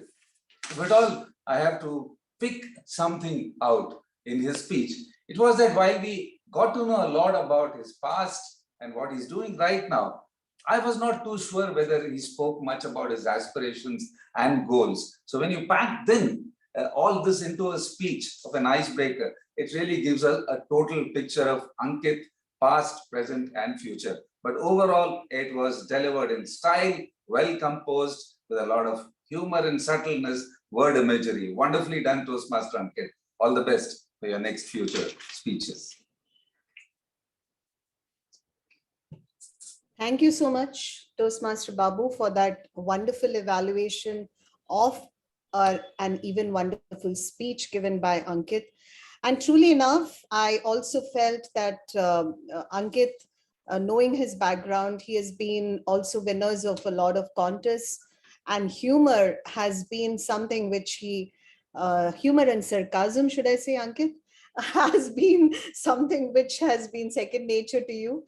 And you've done, obviously, you've sprinkled that in your icebreaker as well. Thank you so much. Now, I would like to call upon the timer to give his timer report, please. Thank you, Toastmaster Sudha. Starting with Joy, who took 5 minutes to share his evaluation for Ritik. Sudha, who took 3 minutes, 30 seconds to share it for Misha. And Babu sir took 3 minutes, 35 seconds. So in general, only Sudha ma'am, considering the grace period of 30 seconds was also available, you would be qualified. So I don't know whether we should have voting on this or not. Anyway, moving on to the R counter report. Parimal, Toastmaster Parimal, would you like to place your R counter report? Yes, madam. Yes, one moment. Let me share the screen.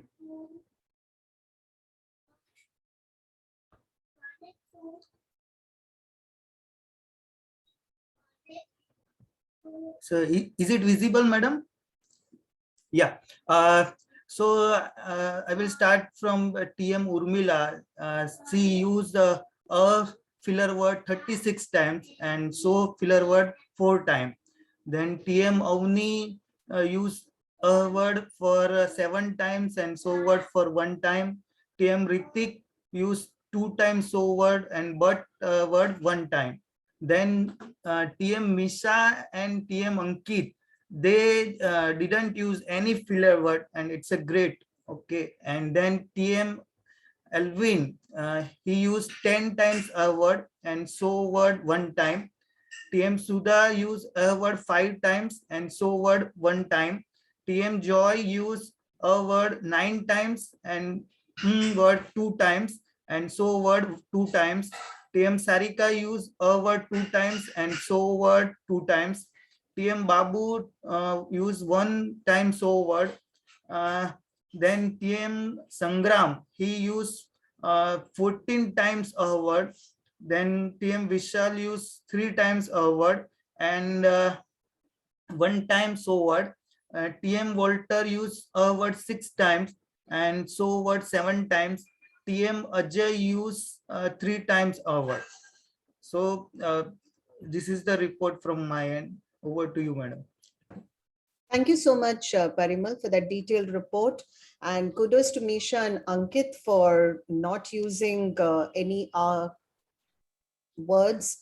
And let me tell you, it's also because the more you are on the stage, like Toastmaster Urmila and Toastmaster Joy, and I'm also a culprit of that, but this time I just used 5. So I'm consciously trying to improve my usage of our and so as much as possible. I think if we make a deliberate attempt, I think we can probably avoid it. And that probably makes you slip into a comfort zone of speaking as well. I think the usage of R is also related to your nervousness, your unpreparedness, or being pulled up for something that you are not ready for. So all that is a function of you being comfortable on the stage. So I'm sure if we make a deliberate attempt to not use it, I think we'll get there. Now, I would like to call upon the grammarian for the grammarian report, please. Toastmaster everyone. Rishikesh. Yeah. Am I audible? Hello. Yes, you are. Yeah. So they were, as far as the word of the day, iota is concerned, they were used by many other participants. And later on, Babu sir was the one to use it the most. In case of prepared speeches, I don't think it did find a place. But yeah, as far as the prepared speeches were concerned, the speakers were very diligent enough to not make many too much of grammatical mistakes.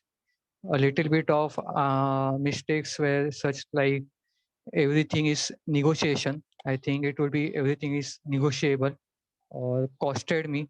So it would be like cost me. Indeed, a good session could be indeed an excellent session. As far as good usage of English language, I would say Ankit Satnekar was at its best. It was like hitting a sixer after sixer. The only first sixer I could observe and make a note of it was the one addition added to my misery and subtraction reduced my self-esteem. And after that, he was pretty much using one after another. There was like a stream of such good use of English language. And that's all from my side. Thank you, and over to you, Toastmaster Suleiman. Thank you so much, Toastmaster Rishikesh, for that detailed qualifying report of the grammarian role. Now we go on to the, maybe you can continue the polling in the background as, or maybe you have to wait for the, yeah, excellent. So now I go on to the conduct of the meeting. It started on time exactly at 11 o'clock with the Sergeant at Arms being Walter with his unique way of introducing the speech as always. And we moved on to the introduction or the taking over the meeting by the presiding officer. And he always does a wonderful job. And this time he brought a very relevant message about being grateful for the unconditional givers in our life, which is our mothers, and commemorating the Mother's Day today. So happy Mother's Day to all the lovely mothers here, and also to your mothers. Please don't forget to send a message or be with them and spend some quality time with your mother. After that, we moved on to the Toastmaster of the Day. And Toastmaster of the Day, as jubilant and energetic as she came up with a very introspective, meditative mood by introducing their dreams. And yes, by her trying to make it as serious as possible, there was that element of personal connect when we were thinking about our dreams as to what is it that we actually dream and how many of us bring those dreams into reality, and also getting a message out of the dream. So there were so many different angles to which the topic themes was touched upon. She also talked about the different kinds of dreams and how is it different, and also the subconscious, unconscious, and the conscious level, and also daydreaming. So the one which I remember very well is someone saying that a dream should be something that you don't go to sleep with. It should be something which keeps you awake. And that is the message also, is about the passion that you have about achieving something. And Sarika also touched upon it by telling how it's important to dream big, and you will probably fall on a tree, but if you aim only for the tree, you will fall on the ground. So there were some important connects that we had in our own way through the Toastmaster of the Day. And also it was followed by the Table Topics Master, who also brought in the same message. And it was very relevant because we all dream. We all find dreams very confusing, mysterious, and we are all trying to get messages out of different people's perceptions and experience, which was shared in the meeting. So thank you so much, Toastmaster of the Day and Table Topics Master, to be in sync with the theme and the topic, and also bringing forth such a unique, mood in Toastmaster meeting, and also taking away the fact that dream is something which is a part of our lives, and we need to definitely keep referring it back. Rest is all in front of you, but this is something which is hidden inside you and your mind. So go back and dig deeper. You might find some amazing treasures out of your dreams.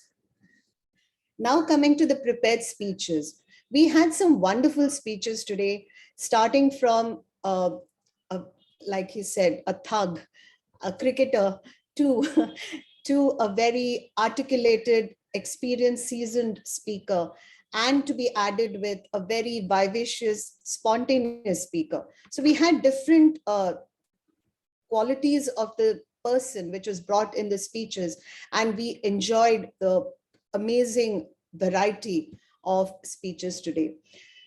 Thank you so much. And I would definitely like to congratulate each and every one, because all the three speakers have done wonderfully, especially Ritik and Nisha. I really feel that you have come a long way, both of you, and I definitely want to see you more often delivering your speeches. And Ankit, what do I say to you? Thanks for honoring us by coming and joining us for the meeting. We really enjoyed having you here. And Ankit is, like I mentioned, he is the VP Education of Bombay Toastmasters, and he's giving his second path and delivering a second path into Icebreaker. And he's a very good speaker. We have seen him giving some amazing speeches. I will never forget your humorous one, for sure. I think you should come and give your humorous speech just for, for people who have, because a lot of new members in our club, so who wouldn't have attended the contest. It'll be lovely to have you back again. Now coming to the things that we could have improved upon. Not very many. I think the timer guidelines was something which could have been planned a little bit better, because I felt that the timer guidelines were not taken by the Toastmaster of the Day before we started the prepared speeches.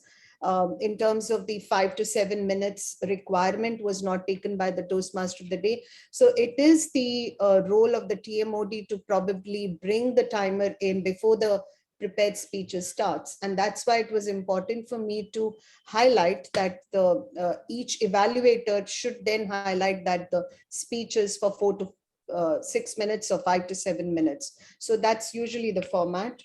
And apart from that, the grammarian did a wonderful role today by bringing out a round robin session on the usage of the speech, usage of the word of the day. And that's a good way to warm up people to use the word as well, because I feel that when you just see the text in the chat and after hearing it, you don't kind of get involved. Maybe it is important for everyone to think about the word of the day when you're actually talking. So I think it was a good exercise to break ice with people, to be able to think how to use the word of the day. So kudos to that, Toastmaster Rishikesh.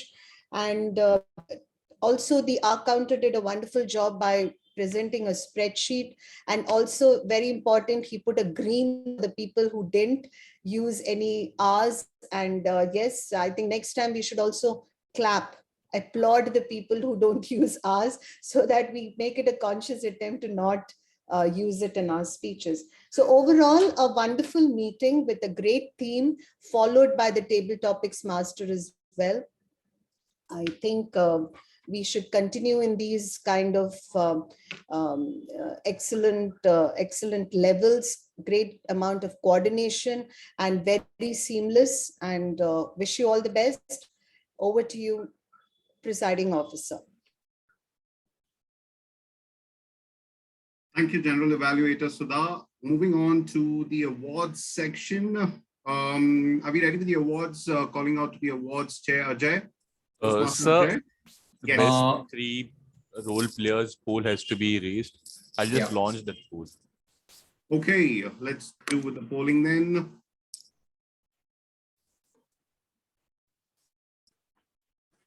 Okay, request everyone to go ahead and take the polls, please. There's a smoke. Okay.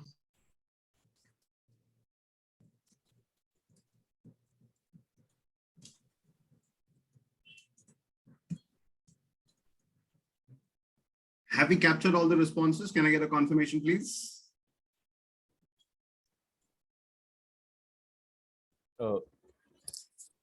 11 participant has responded, sir. 5 more remaining. Okay. Can I request all the others to go ahead and quickly put in your polls, please? Okay. Sir, Misha is not receiving the poll screen. What should we do for that? I think she'll just have to go ahead and log in again. That's the only thing that can be done as of now. Okay, so while we are still waiting for the polls and we're waiting for the results, can we go ahead and quickly ask the guests about the experience of this meeting? So guest Tanisha. Tanisha, are you there? Tanisha, Hello. are you there?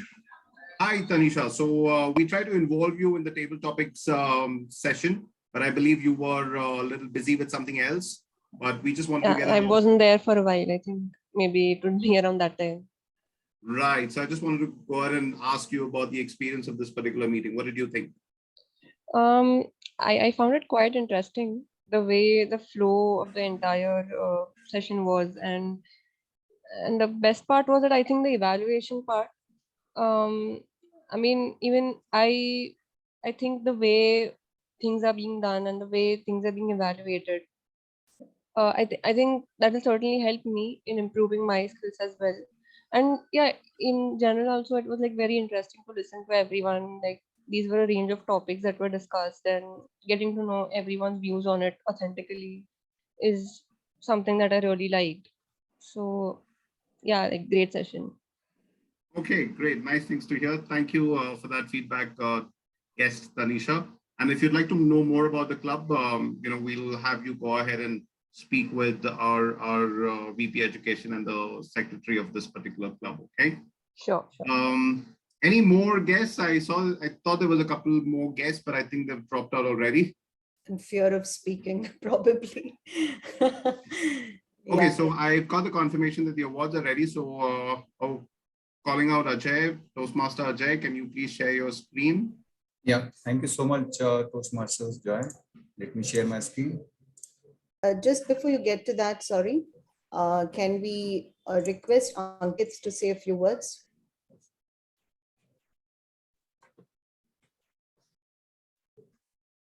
Please confirm you can see my screen. Yeah. Ajay, Yes, can we you just can stop see your sharing the screen. screen for a second? Okay. Yeah.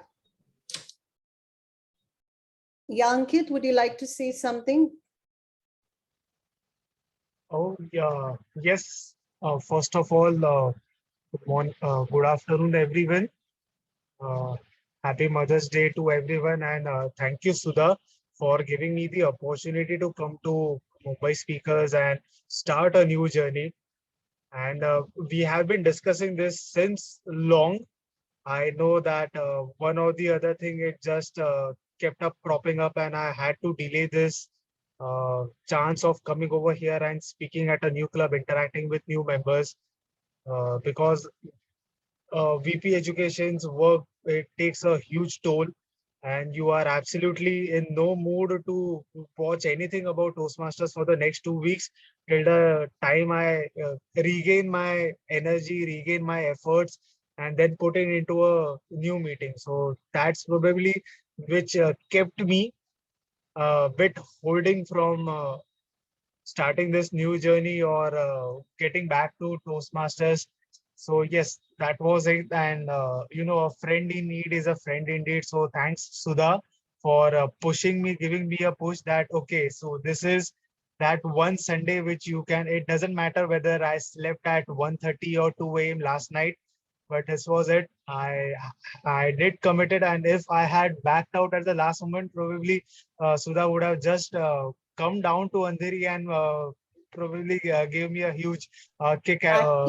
Practice what you preach, what you tell to your members, not canceling last minute. If I could have done that in my own club, then trust me, the next chapter of KGF would be on me with all those violence. So that is probably, I mean, the members should be lucky enough that at least in my term, no meeting has been offline. So yes, Yeah, absolutely. We'll be all sitting in the venue waiting for people to come. exactly. So yes, that's the amazing part of being a part of XCOM. I know it comes with its own set of challenges, its own frustrations. Sometimes you just feel that nothing is going your way. You just feel like leaving everything. But that comes as a part of every leadership. You just can't complain over here. You just can't say that, okay, it's a voluntary job. No one gets paid over here. No one has any sort of commitments over here. But this is where you can learn. This is the best kind of laboratory where you can come up with things to test yourself, to try and execute new plans. This is your best laboratory, so you can keep on experimenting over this and then implement in your workplaces with the refined set of results. So yes, all those looking forward, whether I should take up that XCOM role or no, whether I'm young for it, whether I'm too old for it, whether I'll be able to give it time or not, trust me, it's just, you are just one yes away from having a wonderful opportunity. That's all from my end. Over to you, Sudha. Joy, yeah. Thank you, Toastmaster Ankit, for sharing that experience. And it kind of felt like you were trying to sell the entire XCOM positions to some of the fresh blood that we have here. So great job done at that. We really want to infuse some fresh blood, new faces, new perspectives into our XCOM, and I think it will really help our club as well. Okay, so having said that, yes, guest Tanisha, what's your question, please? Yeah, I just heard Ankit speaking about the XCOM role. Is it that something different from the Toastmasters Club, or are these the same things? Okay, so XCOM are the people who actually go out and manage the club. So we have like Alright. a secretary, we'll have like a treasurer, we have the president, we have somebody who takes charge of marketing. So there are about 7 such roles who manage the entire club, and then everybody else is like a Toastmaster. All right, got it. Yeah. Cool, great. So thank you for that question. And coming back to the awards chair. So I think Toastmaster Ajay, we are ready for your screen right now. Yeah, thank you so much, Toastmaster Ajay. Let me share my screen.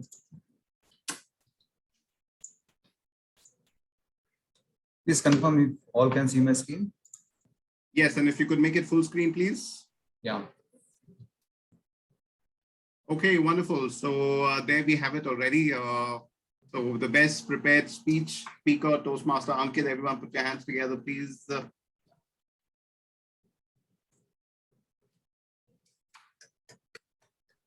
Okay, all right. So that's for Toastmaster Joy. Thank you. Best table topic speech. Okay. Toastmaster Sudha, I don't think there was any competition there. Toastmaster Sudha, everyone else got disqualified, but nonetheless, I'm sure Toastmaster Sudha would have won it like she does every single time. So well done, Toastmaster Sudha. Next is Toastmaster Rishikesh, best Ox role player. So well done there, Toastmaster Rishikesh. Moving on, Toastmaster Alvin, well done with the table topic. So a lot of intriguing questions that you had. I'm sure most of them will actually go back and start thinking about your dreams. So well done on that. So Toastmaster Alvin, okay. And that's about it. So great. Thank you, Toastmaster Ajay, for putting that together for us. And with that, unless we have any more questions, I call this meeting a very wonderful meeting, a dream event closed. So thank you for being here. We'll see you all again next week. Until then, wish our mothers again.